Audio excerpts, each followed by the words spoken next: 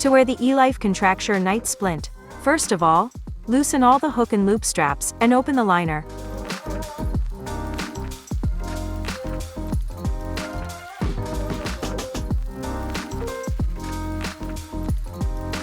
Place the foot inside the soft liner.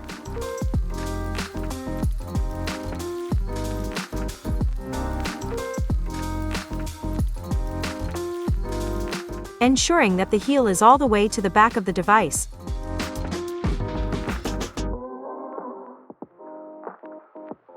First, fasten the foot strap, and then fasten the calf strap.